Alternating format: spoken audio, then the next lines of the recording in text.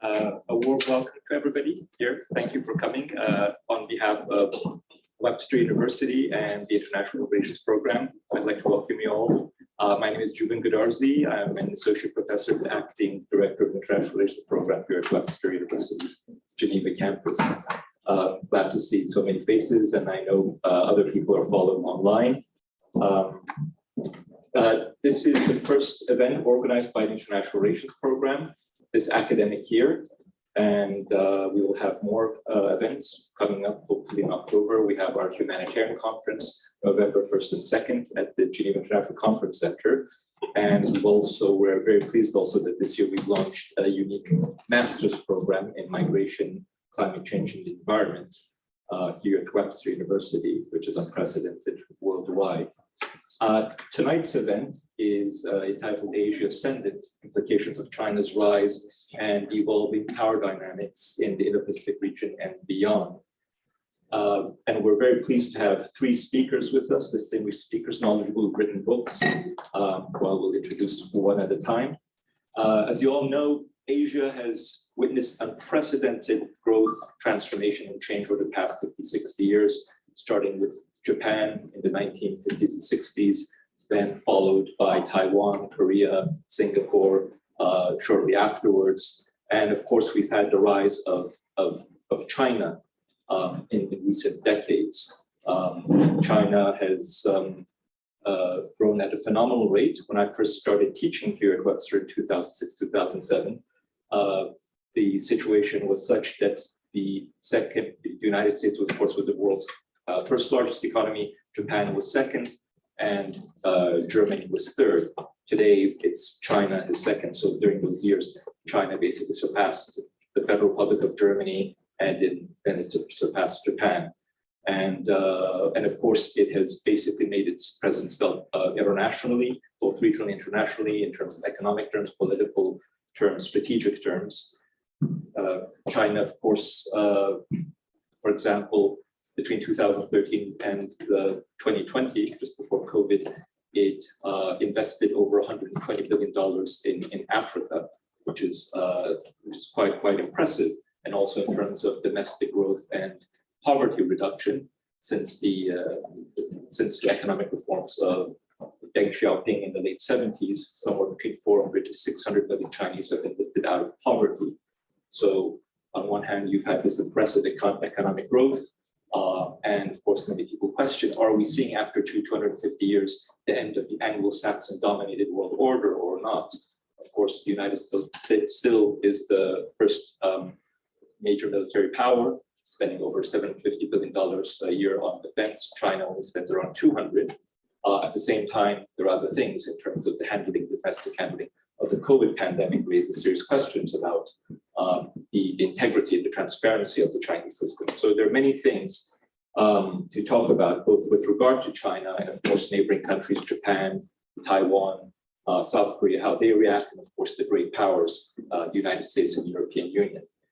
I would like to introduce them. I can go no further, give the floor to our experts here. So our first speaker is going to be Dr. Alexandre Lambert, who's sitting here to my left. Dr. Alexandre Lambert is academic director of the Geneva Institute for Geopolitical Studies. He is also director of the School of International Training Study Abroad program in Lyon, and a founding fellow of the Geneva Center for the Democratic Control of Armed Forces, DCAF, and a former civil servant in the Swiss Federal Department of Defense in Bern.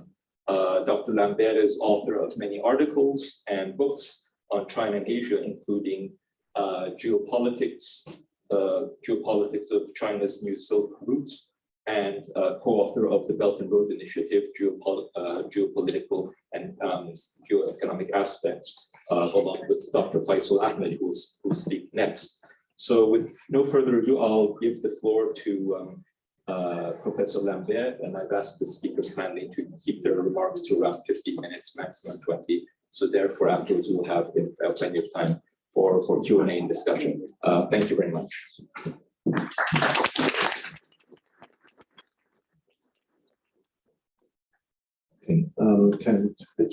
Thank you very much, Julian, for a kind introduction. And I'd like to welcome and thank Dexter for giving us the possibility to contribute to such an important subject matter in the conference. And also, I'm of course pleased to see my colleague from Delhi, where it's quite already late in the evening now. So thank you, Ahmed, Faisal, also to be with us, Professor Faisal from the Fourth School of Management in Delhi. While they try to, yes, now I try to set up my system here because I have a PowerPoint presentation, and the PowerPoint presentation actually, okay, I hope that you can see how it works, but we will get this hopefully fixed so that I can show my slides. I have 12 slides. So I try to be as brief as possible within the time frame of 10 to now it's going. Okay. Okay, wonderful. So thank you so much. So for the organizers of the conference. Searching for an appropriate title, I decided to call this the Belt and Road Initiative, because this is, in my view, one of the main things that occur on the world stage now as a game changer. That is a Chinese initiative, of course, and there's a lot of talk and publication about this now. And I try to argue why this might lead to this so-called return of the Middle Kingdom, and why not what I would otherwise call Asian economic statecraft. I have 2 slides just on geoeconomics, so I try to start with that because the economic rise of China seems to be really the center core of international attention for the last 20 years, ever since the country actually exceeded the World Trade Organization. This was something that occurred in the midst of another event, 9/11, that very much caught the attention of the Western world, but this event very much attracted the attention of the developing world. And so also meanwhile, China has become by far the largest holder of foreign currency reserves, including and especially US dollars, that they now try to use strategically in geoeconomic grand strategy. Now already China's bypassed the US in terms of purchase power parity as world economy #1. It is set to become also the largest economy by 2030, with possibly India catching up to become #2, according to Standard Chartered in London. Then there is, on the other hand, an issue in the Western world with increasing debt load and recession, and perhaps not so stable confidence now in the US dollar, so to say, as a prime reserve currency, although the US will remain there as a main currency, but perhaps not so dominant in the future. Meanwhile, the Chinese yuan is internationalized and now also part of the IMF basket of international borrowing rights since 2016. And already they start to prepare for petro yuan emerging, with Shanghai becoming an important trading center for all oil futures and gold futures, and to compete those with London and New York. BRICS plan to eventually introduce a new international currency system or reserve currency tied to a new gold standard, and perhaps even tied to a new digital yuan system. Now, the next slide is again still on geoeconomics, because the Obama administration, and together with Hillary Clinton in 2011, so exactly 10 years ago, tried to initiate a new free trade area in the Pacific that eventually failed, short of Congress approval, while the ASEAN initiated regional comprehensive economic partnership, which is now the largest trade bloc in the world, succeeded by including China. However, TPP was set to not include China, so it is called a geopolitical treaty. The IMF has not yet delivered the reforms that are demanded by emerging markets. Already China is launching a new development bank, Asian Infrastructure Investment Bank, and the BRICS found the new development bank. Those could be alternative international development bank to the Bretton Woods system. Shanghai has also launched an international import-export series. In 2018, it shows that China is no more just an export economy. And China's technological ambitions to become a high-tech exporter made in China strategy in 2035 to become a lead standardization power by 2030. All this comes with the Belt and Road Initiative and the Silk Road Fund, which is a specific fund to fund infrastructure programs along the Belt and Road. Now we are going to see perhaps middle class in China jumping to 800 million. This is just to compare, this is the entire population of the Western world, which is about 15% of the world population. And just to mention that most of the remaining 85% currently do not wish to participate in sanctions against Russia. Democratic growth is very important in South Asia, according to my data, and also urbanization patterns, which is another area that will become soon one of the most important consumer markets. That's why also attracting a lot of investor attention. But Nord Stream has been shut down under US pressure in Germany. Russia, as it has a very unique geographic position in Eurasia, can now turn to Asia, pivot to Asia and launch Power of Siberia 2 that provides gas from Yamal field to East Asia. Meanwhile, Moscow decided to offer gas and oil against ruble, and why not yuan, including by other countries and the emerging economies. Then the geopolitical aspect. There's a new great game actually that is emerging in Eurasia that always have been center core of great power contention.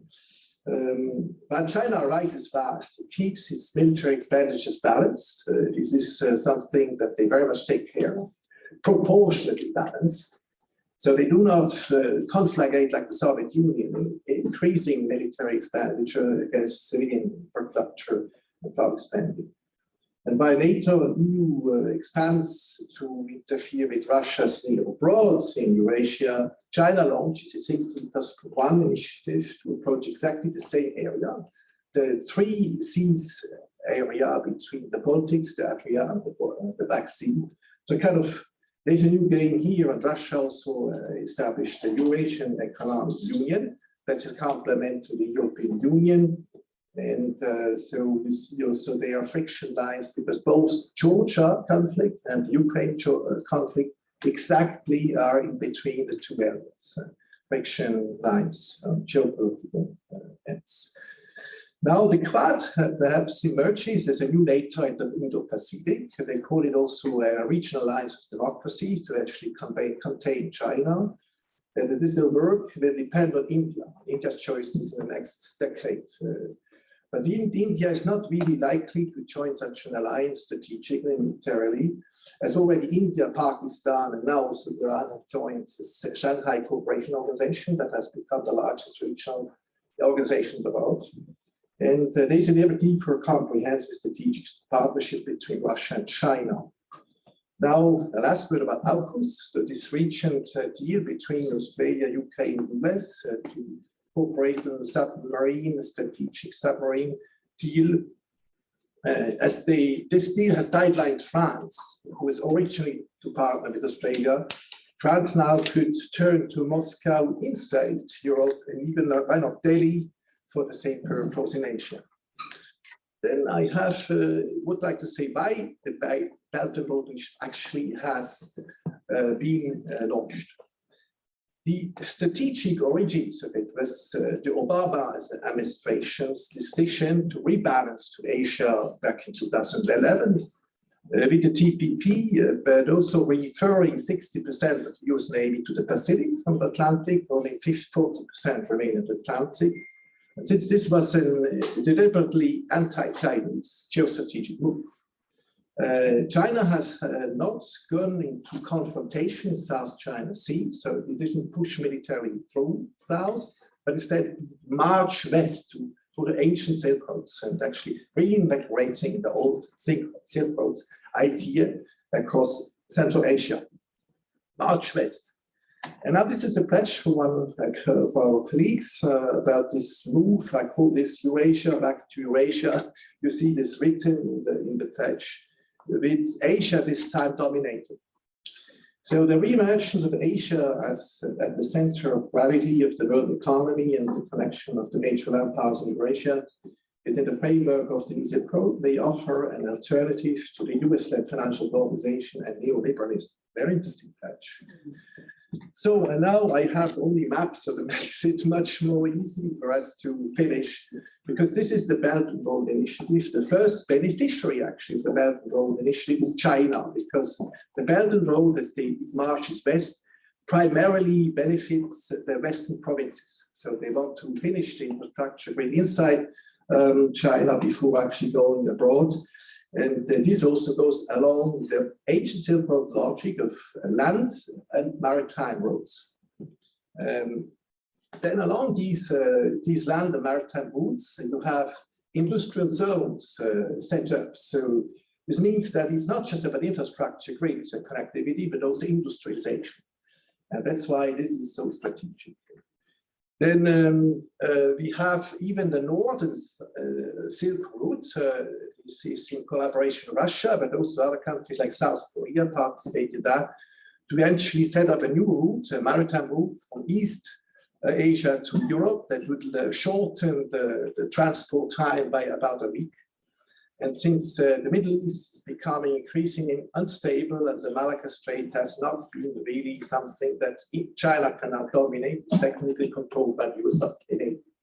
And so there's a new system in place, let's say, that would like to reopen a new international trade route facilitated by climate change, ironically, because of the melting of the ice shelf more longer during the year, and also new generation expertise. To sum up the Belt and Road Initiative in one slide, I call this a full spectrum spatial and social engineering, because you have different strategies packed into this grand economic strategy. It comes with a hard infrastructure grid and also a smart grid, a digital Silk Road. So the continental, maritime, but also the polar and spatial Silk Road because of the Baidu connected to it. Then you have these economic corridors, as I said, industrial zones to be set up along the belt and roads, and cyber sovereignty, because China is effectively sovereign on cyber. And that's why they put in place cyber cables, but also are leading worldwide in big data and supercomputer processing. Artificial intelligence are important, where they are at par with the US now. They set up smart city powered by 5G. And they also add soft infrastructure, soft belt. So e-commerce is very prominent in Asia now. People do people bonds, university relations, research programs, Confucius Institutes, exchange programs, high-speed rail diplomacy, has Silk Road. I'm sorry to be so quick, but I would like to kind of wrap up with an observation, because ultimately the trajectory of the Belt Road is to interconnect the whole continents together, including the Western Hemisphere, by means of, among others, the Bering Strait Tunnel. And this means that one day, perhaps a person can get on a train in London and get off the train in New York. But you can also get on a train in South Africa and get off the train in Patagonia. Sounds interesting. So to sum up, thank you for your attention. And my last slide, it doesn't show, but the main thing is that modern China has moved to be very much more open to the world than it was in the past. During the last 100 years, was very much introverted. Now it opens, of course, for numerous reasons, but I would call that a long-term transition from a great wall to a great bridge. And that's actually what they're trying to offer. And their spiritual pledge attached to the Belt and Road Initiative states as building a community of shared destiny of humankind. Thank you so much for attending.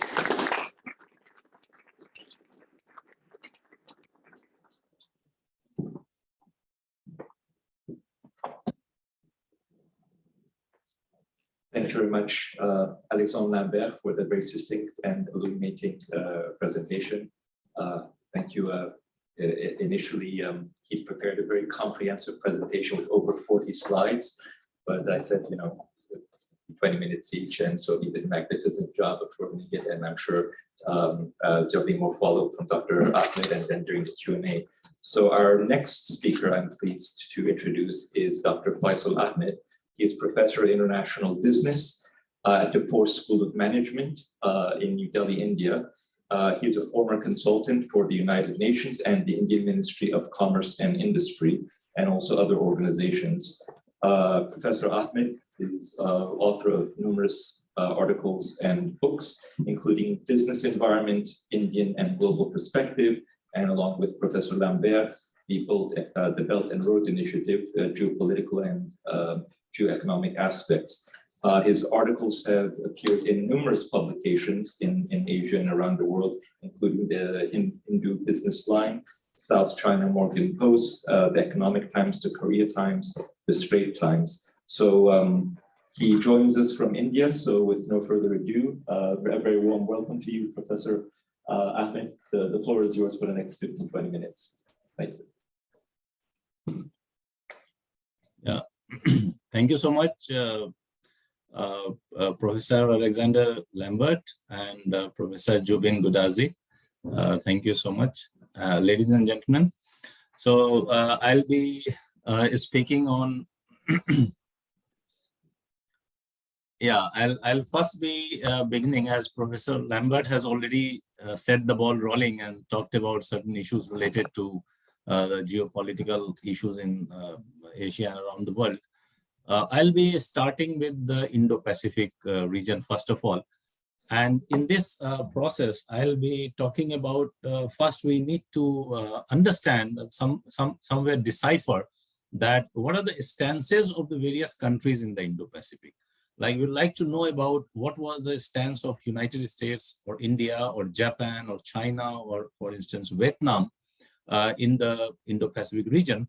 And we have seen that the United States National Security Strategy, which came in 2017, it has very clearly highlighted the fact that what the United States says, and I quote, that China and Russia want to shape a world which is antithetical to the US values and interests, and China seeks to displace the United States in the Indo-Pacific region and expand its reaches in the state-driven economic model.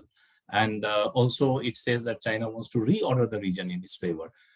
And same way it writes about Russia as well. Now then, how it all happened. So this policy strategy also answers the fact that the United States says that for decades, the US policy was rooted in the belief that they wanted to support China's rise and for its integration in the post-war international order. And they believe that it is going to liberalize China. But the national security strategy again says that contrary to their hopes, China expanded its power at the expense of sovereignty of others, and it is building most capable and well-funded military in the world after our own.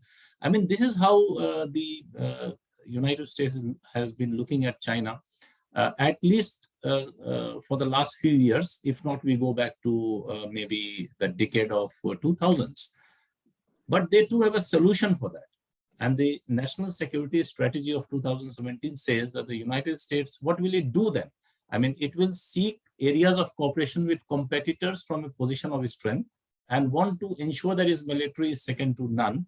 And it will deter and, if necessary, defeat aggression against the US interest. Now, this is very important because that is how the United States has been looking at the Indo-Pacific region when we talk about issues related to free and open Indo-Pacific. Now, if you look at the stance which was taken by India just in the last, I think we take it for last 10 years or so, since the Quad 1.0 was there, and then we have Quad 2.0. So from that time in 1.0 also, in 2.0 also, we have seen that India has remained milder on Quad in some way or the other. because Quad was something which was said to be supposedly, positioned against China. And India has not wanted to be seen as part of that grouping, which was supposedly positioned against China. So that has largely been the stand of India over the last 10 years. In Quad, though after the pandemic, India has been little more vocal related to Quad. Then we have seen the issue about Japan. So the stance of Japan again is very critical, because Japan has its own disputes with China, whether it's in East China Sea or other minor disputes. But then Japan also has not been, very, taking pragmatic steps to be seen as something which is someone who is positioned against China. So Japan's stand in Quad 2 has not been very, vocal or very strong. It has largely been mild. For countries like Vietnam, who are also part of the Indo-Pacific, and how do they see this whole Indo-Pacific strategy? They see this strategy because we have seen that when the Vietnamese Prime Minister visited India, he did not prefer to use the term Indo-Pacific, nor did he refer the region as Asia-Pacific. Rather, he used a term Indo-Asia-Pacific. So, actually, Vietnam is looking at whether it is China or whether it is United States. Vietnam is trying to strike a balance between the two, though in recent times we have seen it has some developed some affinity, at least in security and strategic measures, with the United States. Now, this has largely been the issue. When Quad was formed, we have seen that it started as a trilateral security dialogue in 2002. Then the Quad was proposed by Prime Minister Shinzo Abe of Japan in 2007. And Quad 1.0 actually failed. So the purpose, when it started in 2007, it largely failed just in 1 year. And it was again revived in 2017 by President Trump, who was very, very vocal, because we all are aware that what was happening in 2017 and the trade war was starting and all those things were there. So he was quite vocal about it. Now, if we look at all these things, we'll find that the United States is the only country which has remained vocal in terms of Quad. If you look at the Indo-Pacific, also United States was the one which was strongly pushing for Indo-Pacific, followed by Japan. And then India also joined. There is another thing, which is AUKUS. As Professor Lambert has also mentioned, I'd like to just very briefly talk about it, because Quad, as we are aware, has Australia, Japan, India, and the United States, and it was positioned as a security dialogue. But over the years, the Quad's mandate, since 2007, the mandate of Quad has been diluted several times, in a way that largely Quad has started looking at several other issues and not necessarily security arrangements. Now, then United States, during the pandemic, comes up with the idea of having an AUKUS, which is another security alignment, and United States goes with Great Britain and it goes with Australia. But it does not choose two countries from the Quad, which is India and Japan, which it perhaps supposedly does not believe that these are the two countries which can be helpful for the United States in establishing its supremacy or hegemony in Indo-Pacific region as against China. So perhaps when we are looking from an Indian perspective or from an Indian point of view, we largely have much hesitation in somehow accepting that AUKUS is something which is going to benefit us in some way or the other, right? So that is one issue which is there, which I wanted to highlight. Then we talk about another very critical issue which is of significance, is the RCEP and the TPP. So the Trans-Pacific Partnership is largely, after the United States quit, Trans-Pacific Partnership is largely lost, because there are no substantial development. Because if it is a trade agreement, there has to be phase-wise tariff reduction mode. So we do not find a very substantial development in terms of tariff reduction mechanism in the Trans-Pacific Partnership.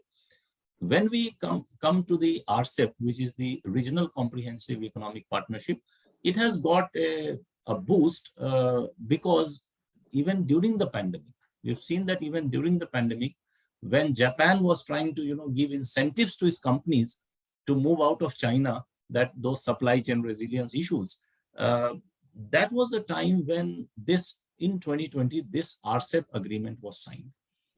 And all these countries, whether it was Japan, whether it was Australia, they did not shy away from signing an agreement with China. That's a very critical point, because it was signed in the middle, somewhere in September, October 2020.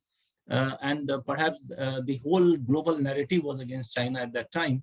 But even then, the countries like Japan and Australia agreed to sign that agreement. By this, we understand that, of course, there is some pull factor in China's geo-economic rise, which is compelling bigger economies even to side with China and not completely, have an economic or geo-economic detachment from China. Then we have we are aware about the Belt and Road Initiative.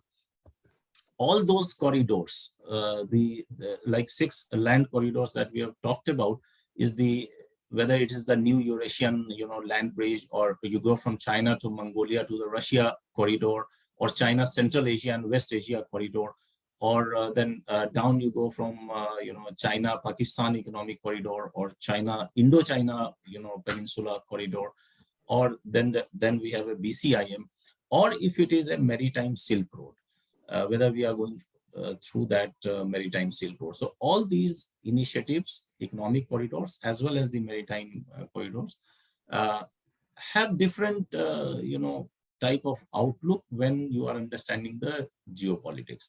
But at the same time, we have argued in our book as well that BRI is something which is going to define the international relations by middle of this century. And that is because of the amount of investment which is going into it. That is because of the expanse of this initiative. And that is also because of the type of infrastructural financing, infrastructural development actually that is happening through this initiative.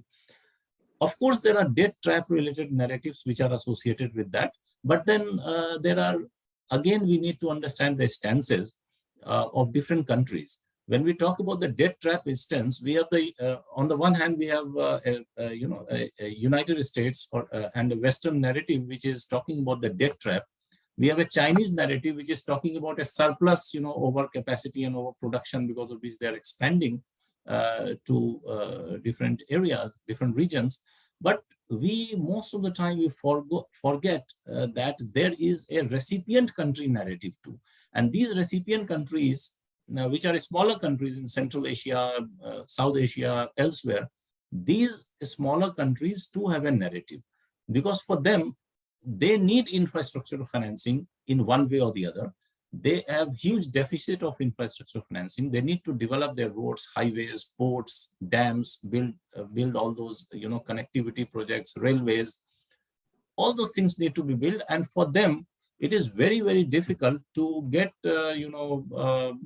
funding from international financial institutions, including the World Bank. So therefore, largely they are relying on Chinese loans, which comes easy and handy for them. And China is filling up that gap. So the point is, it's very, most of the narratives are there, which talks about that, yes, there is this debt trap. But then we need to consider that there is a smaller or recipient country narrative too, and those countries are actually willing to take those type of loans and infrastructure financing from China. Then we have the issues coming up. If we talk about, we have the value chain and the trade war. Now, this is very critical issue, which I just wanted to highlight, because in the case of trade war, we have seen that the supply chains and the value chains were largely disrupted. The global value chains and the global supply chains were disrupted. And since the trade war, this disruption had continued even during the time of pandemic. In pandemic, disruption was even higher, and it affected globally. Though in the case of the trade war, this disruption affected East Asia to a very, very large extent.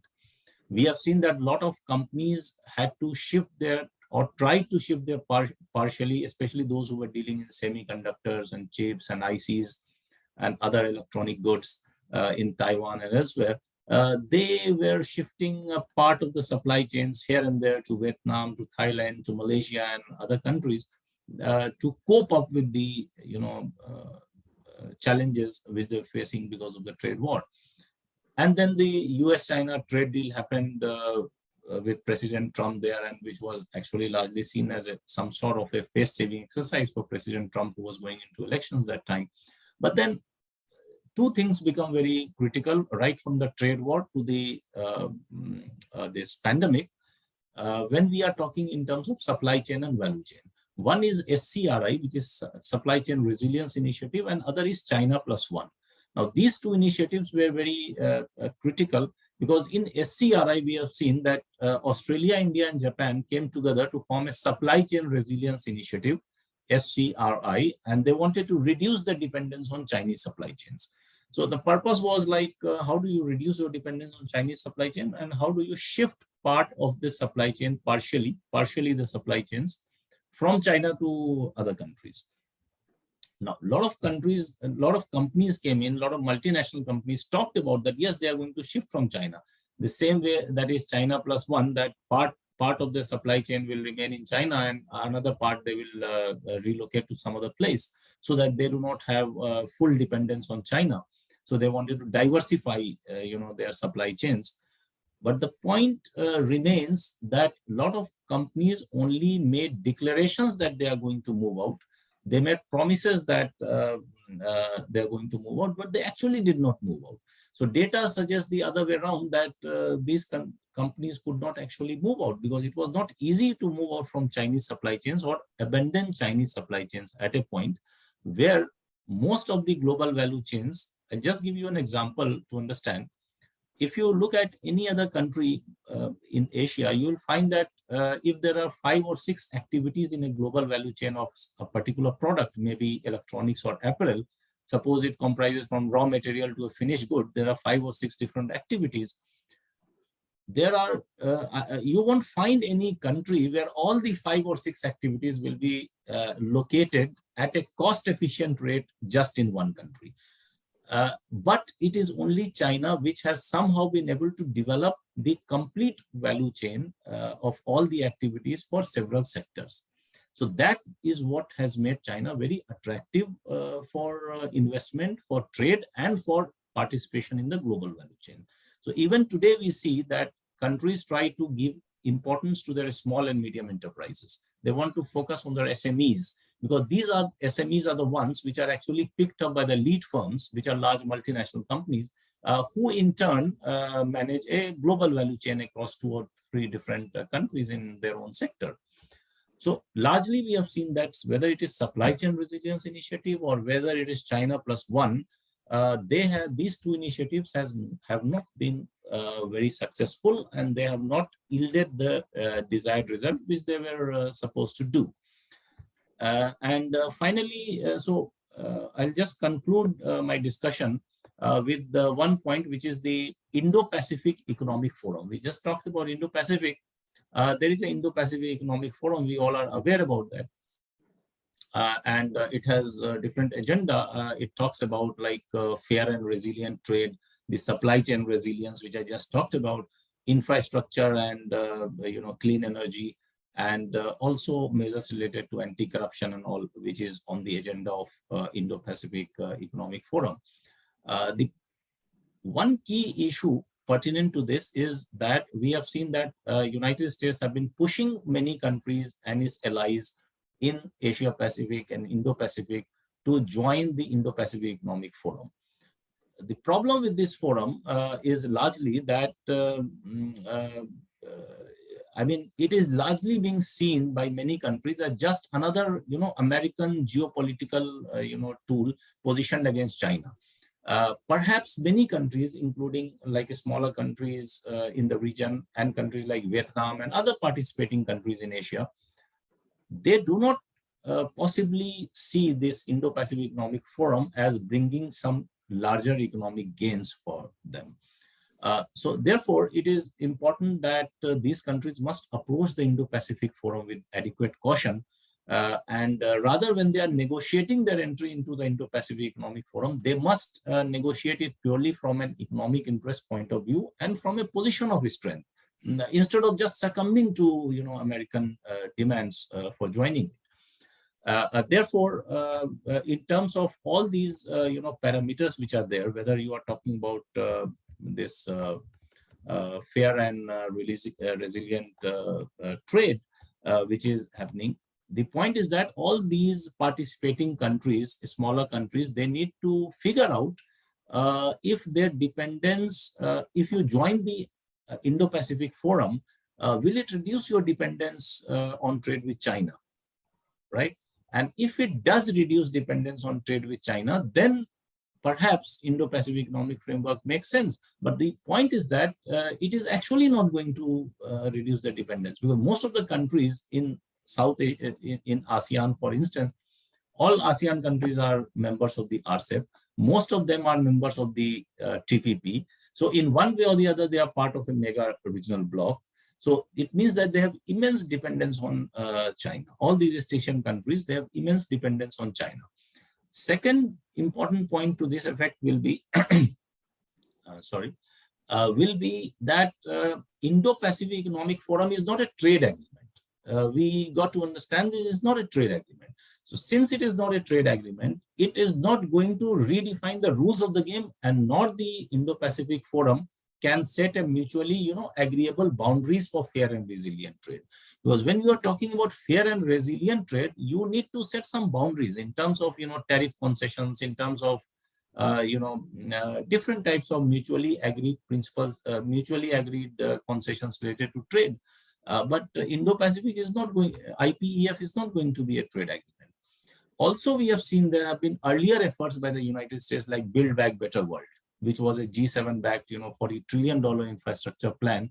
And it was also supposedly positioned against the China's Belt and Road Initiative. Before that, in 2019, we had a Blue Dot network, which was also launched as a certification system to ensure transparency in infrastructure financing. That was launched by the United States. But in Blue Dot network in 2019, so since 2019, you don't know what is actually happening. What is the roadmap they have? Build Back Better World also launched in 2021. It has been 1 year, but no one talks about Build Back Better World now in terms of its pragmatic, outreach for infrastructure financing. And now comes the Indo-Pacific Economic Forum, about which also it is very dicey, because they do not have a concrete roadmap for its development. And such possibilities are actually very bleak that it is going to be successful, given the fact that it's difficult to ascertain how this infrastructure financing will be held. And if at all IPEF can ever become a trade agreement that can set rules of trade, that becomes very crucial. Another mandate we have seen for the Indo-Pacific Economic Forum is supply chain resilience, which I just talked about. So whether it is SCRI that I was talking about, or SCRI Plus initiative, which may include more countries other than India, Japan, and Australia, but then, or it is China Plus One. So is Indo-Pacific Economic Forum going to boost China Plus One initiative for reducing dependence on Chinese supply chains? Or in fact, the point that we need to narrow down is that, in fact, China Plus One narrative, which has been led by the United States, have actually miserably failed in its mandate in a post-COVID economic order. And therefore, the participating countries in the Indo-Pacific Economic Forum, especially those which are smaller economies in Asia, they need to be cautious again in actually really depending on Indo-Pacific Economic Forum, because their dependence on Chinese supply chain are even higher. So I think these are the points that I just wanted to put forth from a contemporary perspective. And the last point that I'll talk about is the SCO, that the meeting which is going on. We need to look at the SCO in terms of the security architecture. Now, most of the time, SCO has been seen as something which is, giving a security, it has a security perspective to it. But then, in a world where there are so much unpredictability, can we just rely on NATO as a security solution or as a security alliance? I think we need an alternative security alliance, and in Asia at least, and this should come from the platform of Shanghai Cooperation Organization. So this is what I had to say, and thank you all for your attention.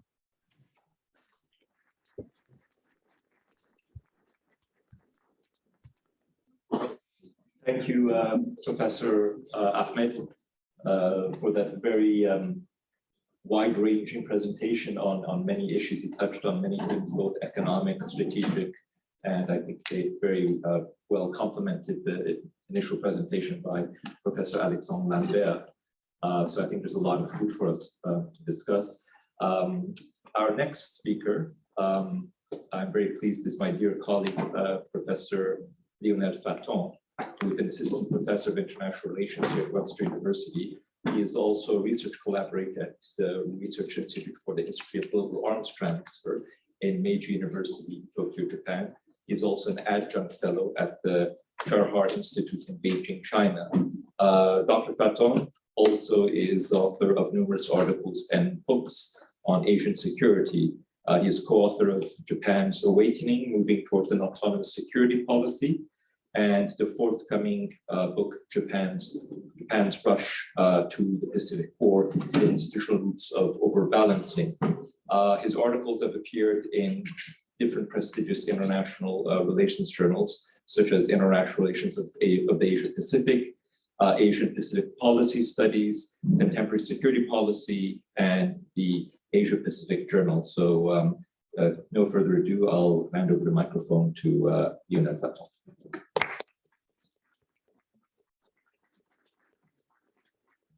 Thank you. So I will try to be short so that we have time for the Q&A, okay?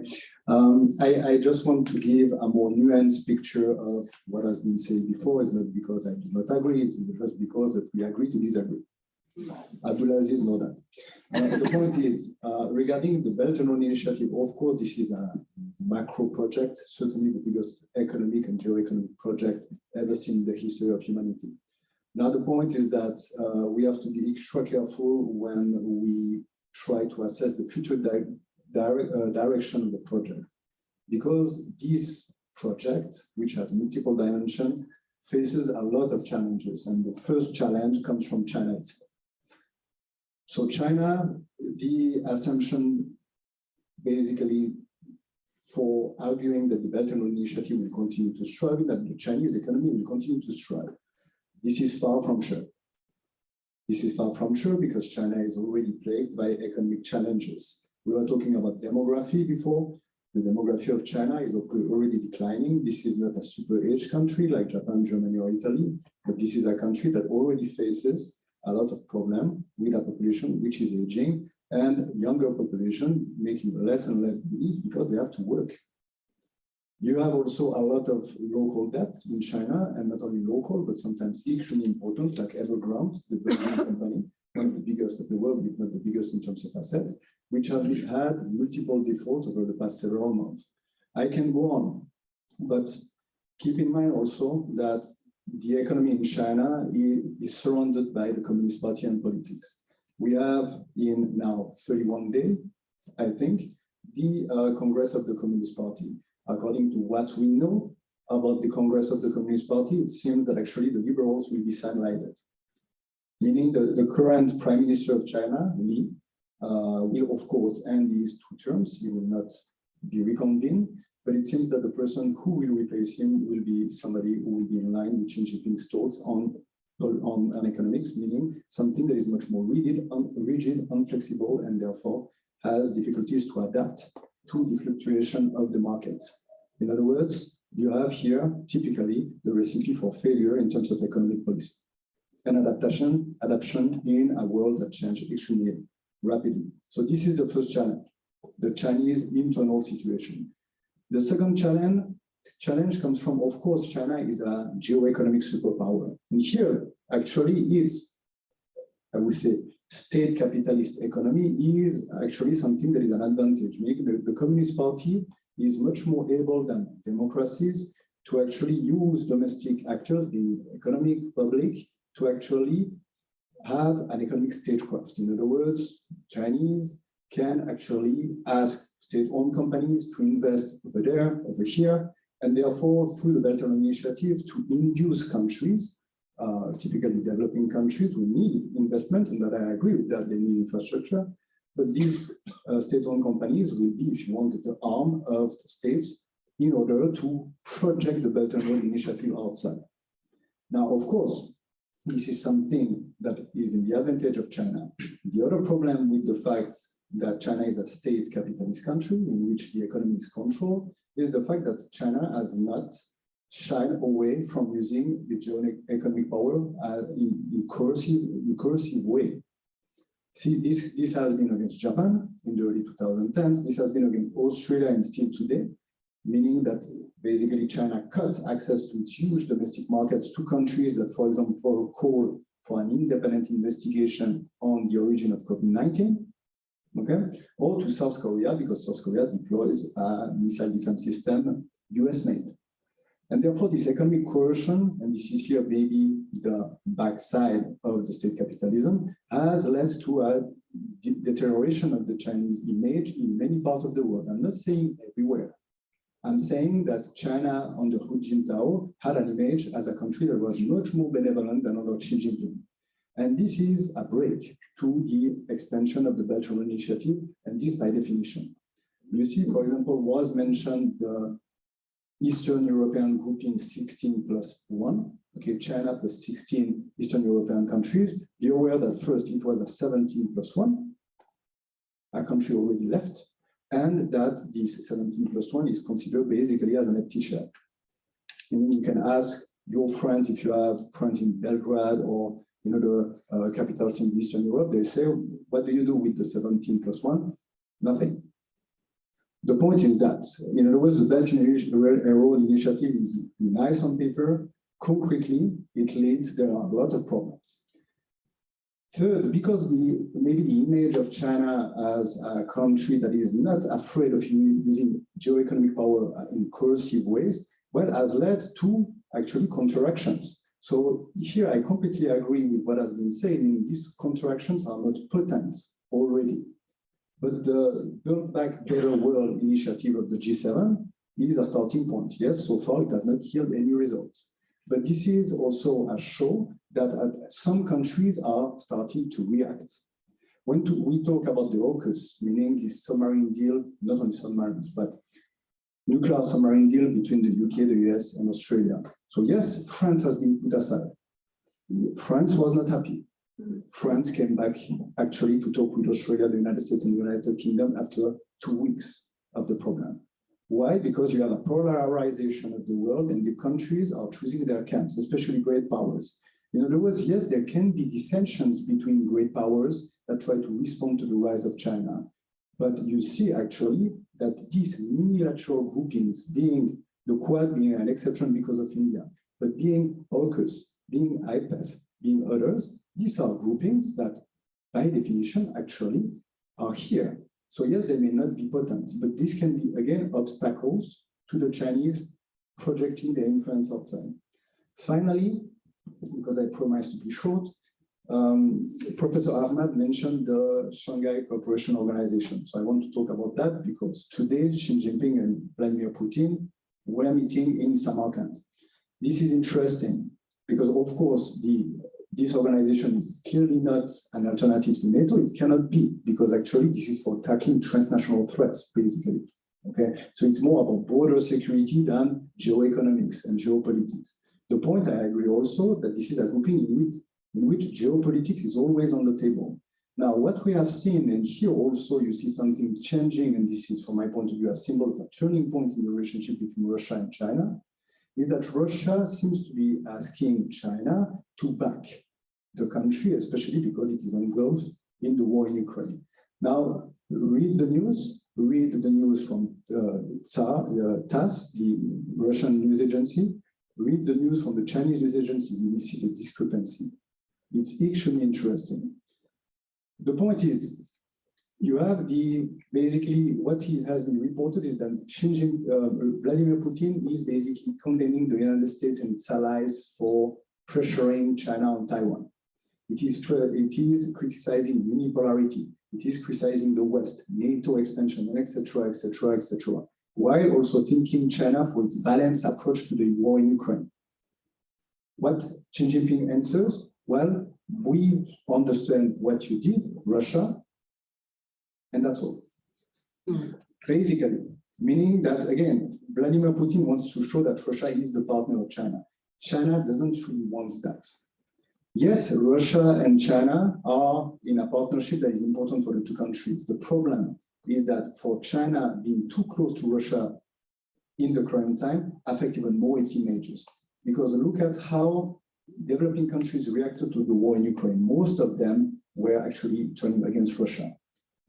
Just an example, look at the statement at the UN Security Council of the Kenyan representative just after the beginning of the war in Ukraine.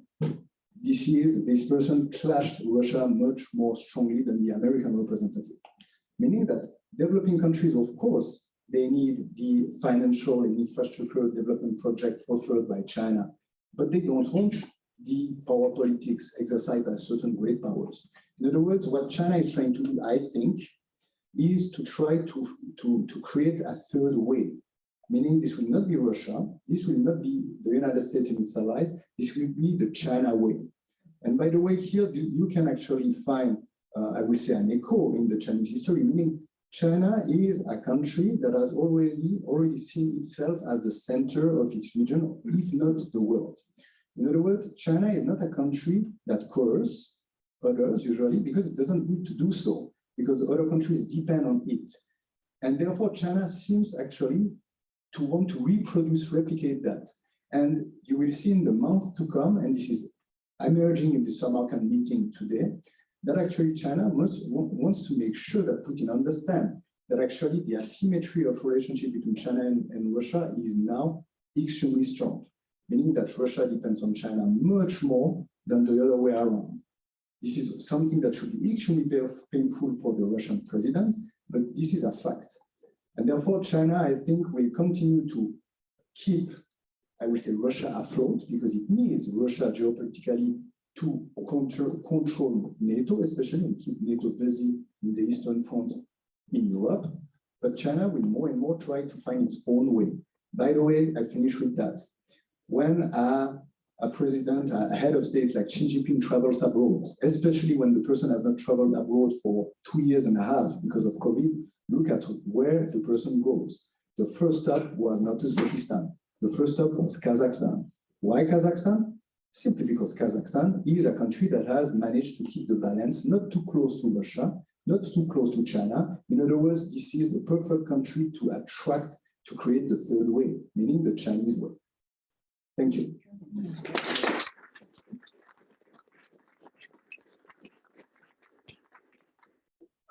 Thank you, Lionel, for the fascinating analysis.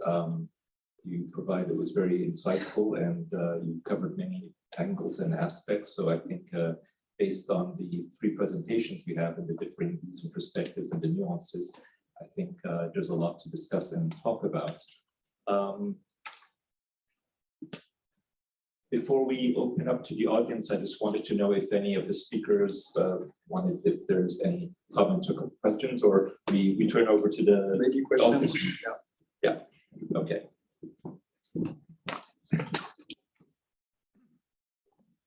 If you could kindly introduce yourself and just indicate to whom you're directing your question. So we make it short question. Thank you, or comment. Thank you. Hi, my name is Arnold. I'm a senior student at Webster. So I'm also South Indonesian. I lived there in Asia for quite a while, and I just have a question. What is your take on Southeast Asian countries as they're growing economically, so militarily, especially countries like Indonesia and Malaysia? How do you see these countries countering Chinese interests within the South China Sea? Are you directing that question at any particular, or at just anybody? I mean, the 4 of you can respond if you have an take. I'm not the Asia expert. Professor Ahmed, or would you like to make a brief comment?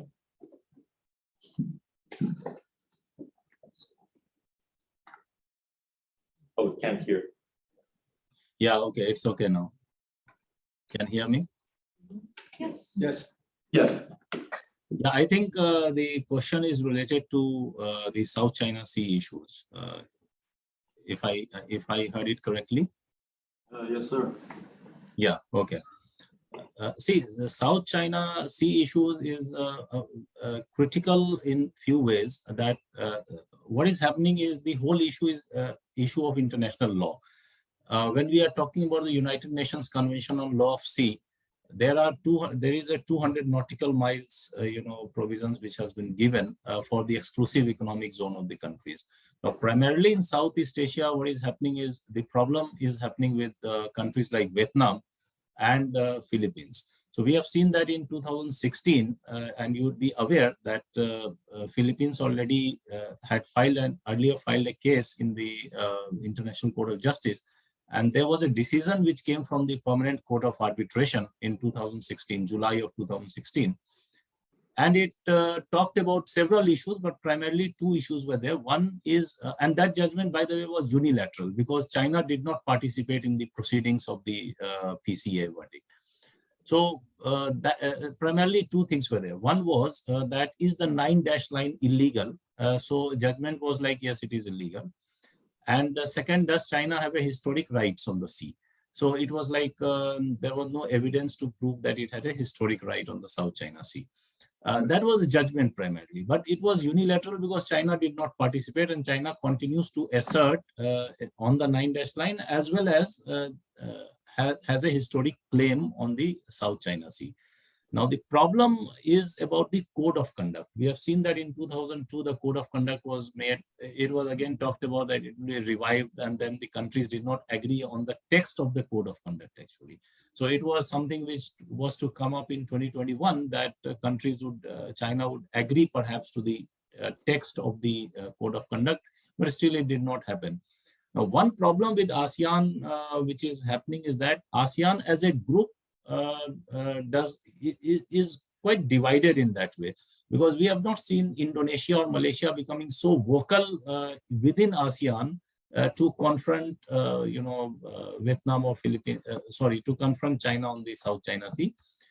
So therefore, the point is that one is that ASEAN has to be more vocal, because a lot of other countries are making statements. We have seen India has made statements on freedom of navigation in the South China Sea. United States made a statement, but then ASEAN as a grouping has actually shied away from making such strong statements or remarks related to that. And also, just there are two countries which have been very vocal. Either it is Vietnam or it is Philippines, who have remained vocal on this issue, and other countries have preferred to remain largely silent on this issue. Thank you very much, Dr. Ahmed. Did you want to? Maybe, I don't know, I guess you take my course and you discuss the code of conduct, right? Yes. Okay, so basically the story with the code of conduct, if you remember well, yeah? Yeah, you succeeded well. The point is that the code of conduct is something to prevent escalation at sea, because especially in the Spratly Islands, we have many different positions in many different countries. Interesting is that during they agreed a few years ago on a draft text. The problem is that China wanted actually to have a clause that actually prevent any country part of the code of conduct to have military exercises with country outside. Meaning, in other words, the United States, Japan, Australia, India will not have been able to anymore conduct any joint exercise with the country in the region. And therefore, this is an interpretation. I'm not saying I agree, but one of the interpretations is simply that China, because it knew it will not be accepted, this clause, want actually no code of conduct. Why? Because if you don't have a code of conduct, you can place on the risk of escalation to actually push your interest through coercion. This is what they do in maritime militia and etc. With a code of conduct, it's much more difficult, because then other countries can say, well, you violated the code of conduct, and therefore your image is degraded. Without code of conduct, you have more flexibility in using your muscles. This is something I wanted to add. Thank you. Thank you. Next question. Yes. Yes.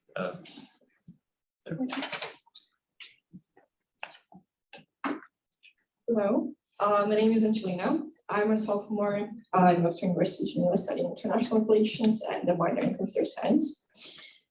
It has been mentioned that the emergence of artificial intelligence, 5G, and other IT features in China come down to the role, in my opinion at least, of cyber politics. So I have two questions. Would you agree that the Chinese cyber politics is used to promote nationalism? And what is the impact of cyber politics on developing countries? Thank you. Professor Lambert or Professor, did you want to? Or? Shortly to it because it is perhaps it was addressed following one of my slides where I showed digital Silk Road, avant-garde as core Silk Road, structural growth. What we know is that China is already leading in big data. It's the largest quantum computer capacity. You said that part with the US with artificial intelligence. And this having one thing that many other countries in the world don't have, including Western Europe, which I would call cyber sovereignty. However, however it's interpreted, that is China is effectively running its own cyber space. Technically, with the Belt and Road, of course, the capacity is to enlarge that beyond its own territory to the participating countries of the Belt and Road, which are now already 120 in the world.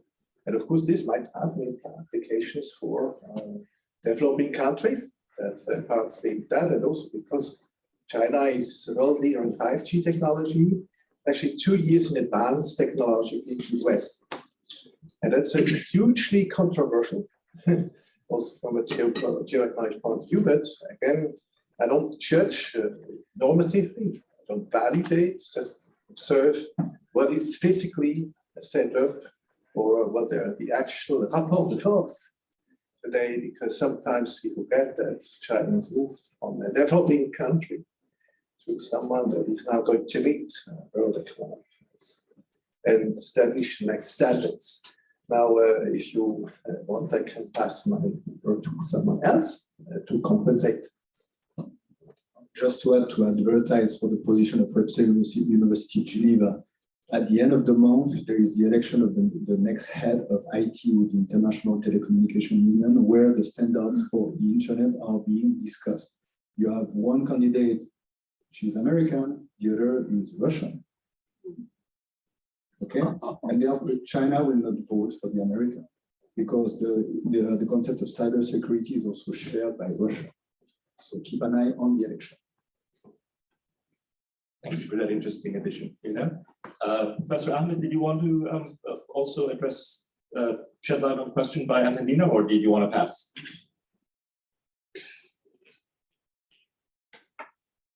We can't hear you yet. Yeah, it's okay. Next. We can move to the next question. Okay. Yes. Gentleman from Australia. Thank you. I'm John Penn. I'm a professor in international development from Sydney. I have two quick questions, if I may. One may be very brief. Where does North Korea sit? Is it relevant in these dynamics now or in the future? And the second comment,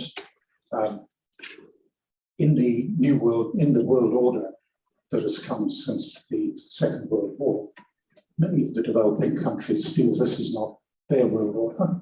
And if they're given an alternative, they might tend towards that. So what does that mean for the Security Council and for countries that deliberately flaunt the world order? Very good two questions. I'll be tempted to, give my 2 cents, but I think we have 3 other people who are better. So I'm just going to go around to no. Lionel, and then Alexandre, and then Faisal, please. So North Korea and maybe then on North Korea. North Korea, it's interesting. Well, it's always interesting, North Korea, to be honest. Then its geopolitical reach is extremely limited in Northeast Asia. This is limited over there. But we see also North Korea actually being much more active outside, not only in cyberspace with Lazarus. This is a group of hackers that usually operate from Vladivostok, by the way, to have access to the World Wide Web. So we have also a small relationship here between, it seems, Killnet, which are Russian hacking group, and Lazarus, the North Korean. But we have seen also something interesting is that amid the war in Ukraine, China doesn't want to come too close to Russia, right? In terms of, there is a support, but it's more and moral support about, we understand why you did that, because NATO was advancing, because, etc. But China has so far refrained from sending weapons that Russia desperately needs for the war. And you have seen that actually Russia is looking at North Korea for supplying artillery shells now. So it seems that actually now North Korea is supplying Russia for the war in Ukraine. So if you want, North Korea is here about trying to reinforce certain links with Russia, from my point of view, to somehow reduce its dependency, especially diplomatic, to China. Because this is also something that should be kept in mind. North Korea trusts nobody. That's the neo-realist country by definition. And therefore, if you want, North Korea is trying to do a balancing exercise that is interesting between Russia and China. And therefore, this is still limited to the Northeast and Russia. But North Korea has a role to play as a country that will create noise and trouble. And I guess if everything goes as planned, that it will conduct nuclear weapon tests that will need to attract the attention of Washington because of violation of international law. And therefore, it will go to the UN Security Council, where you will have the clash of the perception between Russia, China, and the United States and its allies. And it will lead me to pass the microphone to the other speaker for the UN Security Council. I prefer actually to revert to my colleague, because I had an agreement with Dr. Professor Ahmed that we share responsibilities and he would more elaborate on the Asia-Pacific area.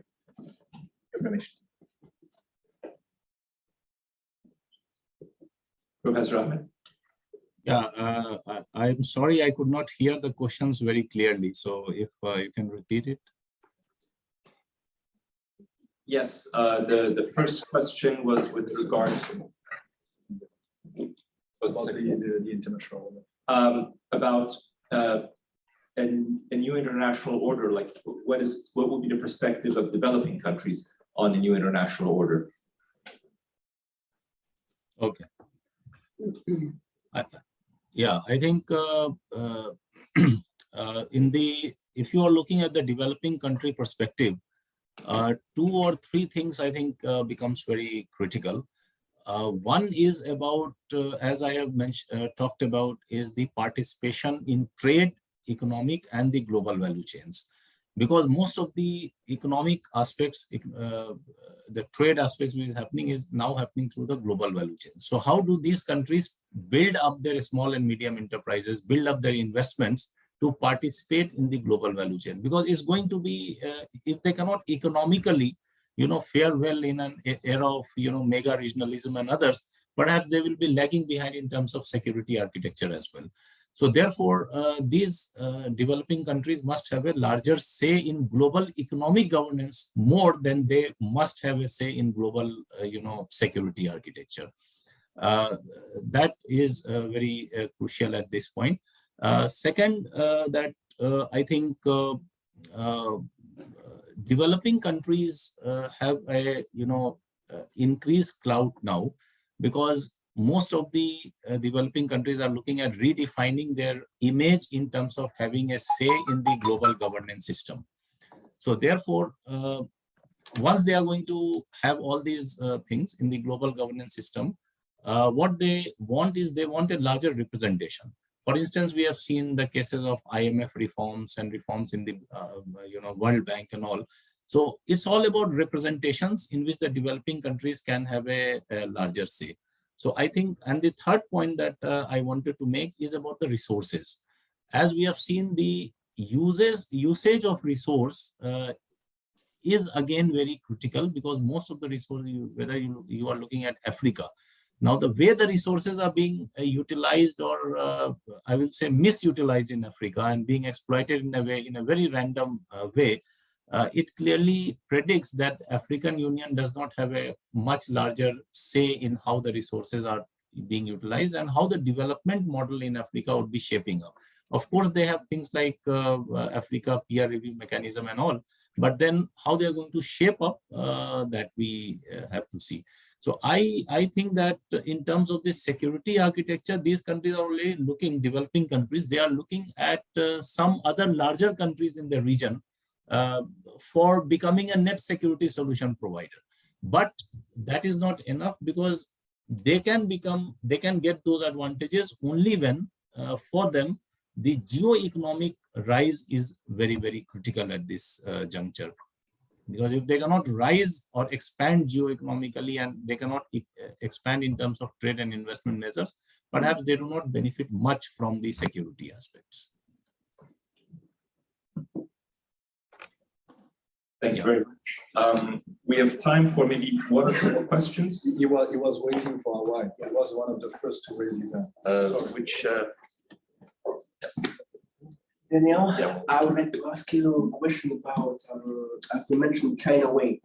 Can we also say that Africa is, let's say, huge China way, because China invests massively and already invested in around 17 countries.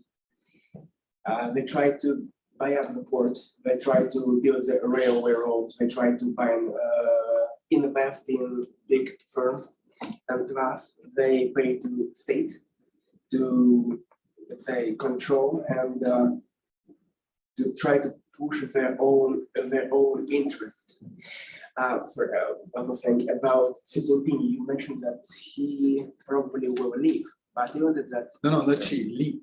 Li Keqiang, the prime minister. Okay, because no, Xi will not leave. Yeah, he will never leave. He made himself a leader for like until. The liberal prime minister. And the last thing, last question about South China Sea, because there, as I read once, China trying to build artificial islands to take the larger portion of the sea, because they're like Gulf area. At last, they will try to take territory of the sea from neighbors countries. So how it will happen from your point of view? Yeah. So maybe on the third way, because this is my argument. Okay, yes, and after I just want to take the last two questions, so just briefly. The third way, I think it's, I think China wants to position itself as the third way, meaning providing an alternative to countries who do not want to actually continue to obey or follow the West with a capital W, or do not want to actually side with Russia. So that's, I think, how China wants to position itself.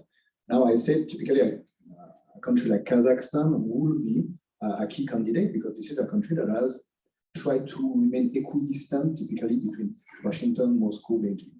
Africa, this is a good question. I think most of the African countries are key candidates for the third way, because they have been either ignored by Western countries, or well, at least they are looking for alternatives. That's the point. And therefore, here China can be extremely appealing. Now, whether this is good for them or not, I don't know. It will depend on how they manage actually the relationship with economic powerhouse, which is China, which has its own way and practices in making deals, I would say. But yes, China and its interest in Africa, always presented as a win-win. Nothing is win-win in politics, just to be clear. Okay, there's always somebody at least losing more than the other, or winning more than the other. But the point is that yes, Africa may be actually the target of what China wants to create as a third way. Sure. The others, maybe Alexander. Let's collect the other questions and we'll go around. We'll have too much time. Can talk later about the first one. Take the other question. For me, it's okay. Okay. For me, it's okay. Yes, we had Mike and Aurélie. Yes. Ladies first, and then last but not least, Mike. Thank you. My name is Aurélie. I'm a Webster alumni. I just sneaked in because I thought this is a very cool conference. And my question is more about power. We discussed a lot about the front power, about ASEAN, and coming from Webster, Thailand, I've also studied quite closely. But what I'm more interested is the Chinese form of power that is less evident. We discussed over, for example, Africa. We all are aware of the phenomenon of land grabbing and the Chinese enterprise, not just in Africa, but in Latin America. Plus, living in Australia, I personally witnessed the citizenship laundering of sending young Chinese into fast-track citizenship programs in universities. And I was just wondering, how do we expect that form to further grow? Is there any other major characteristic of this type of exercise of power? And to what extent can we expect for it to influence the political and economical regime in this country? Thank you, Ali. Thank you. And last question, and then we'll have final responses. Mike O'Neill.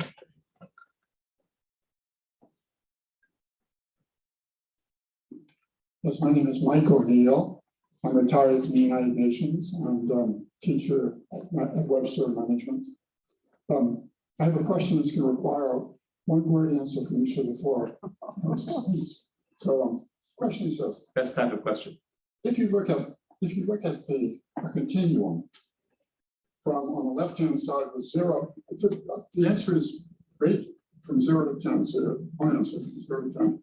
0 is China is perfectly nothing but a very nice competitor. No threat to democracy, no threat to the Western way of life, etc. 10 is China is a dire threat to our freedom, etc., etc. And of course, there's a continuum, so you could run anywhere between. So I'm just curious to know what the four of you would do in terms of rating. That's my question.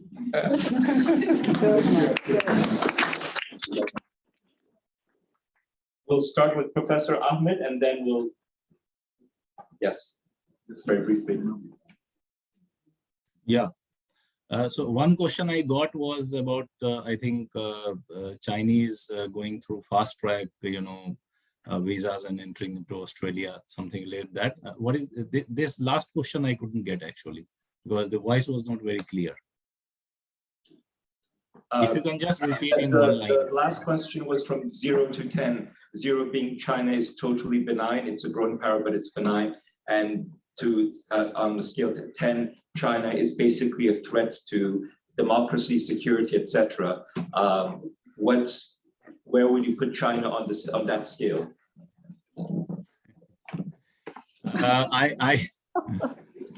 I would not like to perhaps put it on a scale, but there are just one or two points that I'd like to make.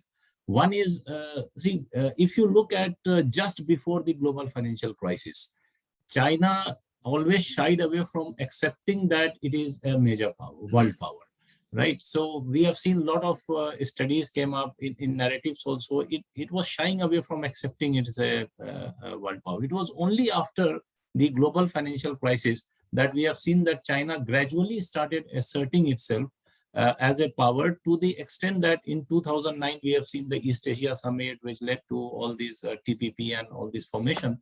And then finally, China trying to displace the United States as a power in this region and all these things. When it comes to the system of governance, I think it's again a very, big issue of debate. That which type of system of governance is followed in which country, and perhaps that's a totally, I think, a different issue altogether to talk here. The one issue that I'll talk about is the Chinese going elsewhere, and the previous question that was asked, that going through a fast track mechanism and going to study somewhere else. I think there is one element of soft power. There are many countries which have done it, and they have tried to utilize those type of soft powers. Though, this thing we are talking about a fast track soft power is okay. because a lot of countries have been offering a scholarship. We have seen United States offering scholarships to people across the world to come to the United States and study.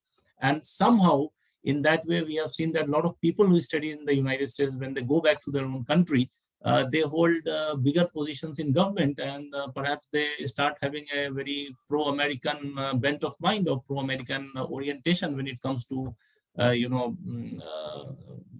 making, discussing about policies. So I think this is a soft power issue. And just because it is China, we can't blame it. And just because it is United States, we can't accept it. So I think every country does it in the way they want. United States has also does it by using soft powers. And today China is also doing it because it's trying to compete with other countries in terms of soft power. Thank you. So Mike, sorry, it was about whether China has the intention to change the way of life in Europe and North America, or whether it is a threat, objectively, to our way of life. Sort of a threat, if you are aware. Whether it's a threat, It's a threat. yes. Topical. I'm Swiss, I would say 5. Yeah, so 6, let's say 6. Which way? Which way? Threat? Well, the 10 is the threat. 10 is So the 6, threat. let's say.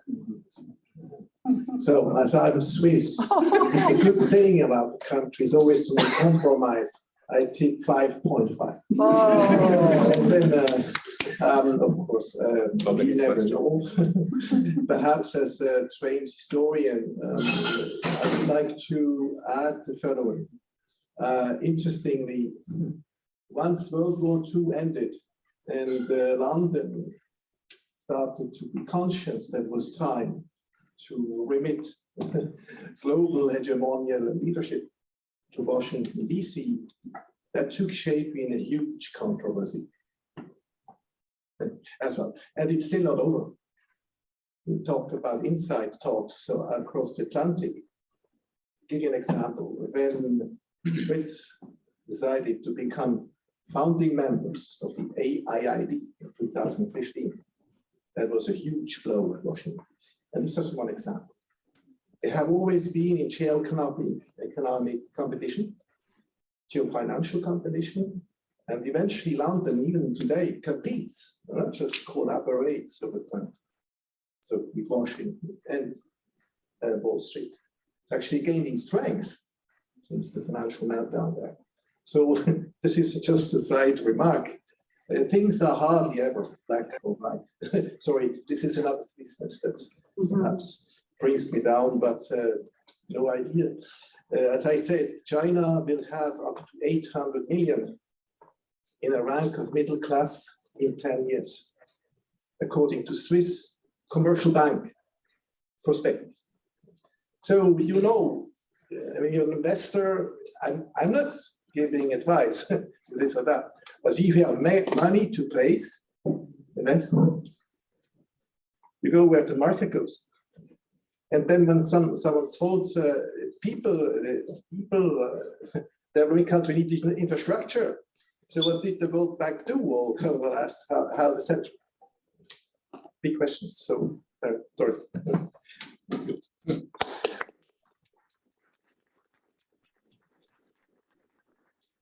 you very much to our speakers, Professor Faisal Ahmed from India. We hope to see you here maybe on another occasion, because after we're going to partake in drinks and snacks and continue the conversation. Thank you for being with us. I want to thank also my colleague Lionel Faton and also Professor Alexandre Lambert. Incident Lionel, you were very realist in your the comment that there is no win-win situation, and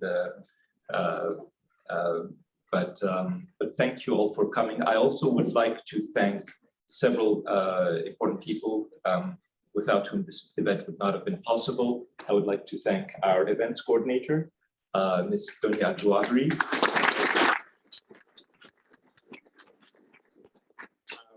also our departmental assistant, Ms. Narana Inkjan,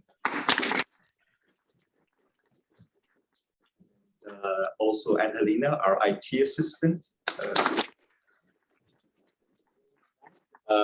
tall lady back there, Leah, who also helped out. So without the supports,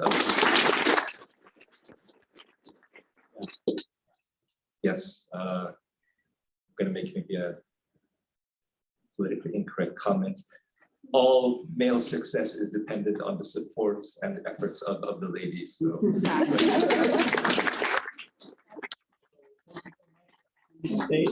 As I said, we are going to try to have another event in October. I hope to have an event about Ukraine. We had a very good event on Ukraine 2 days before, sadly, the invasion. And we'll have our humanitarian conference on November 1st and 2nd at the CCG. Thank you very much all. And please stick around and have a good evening.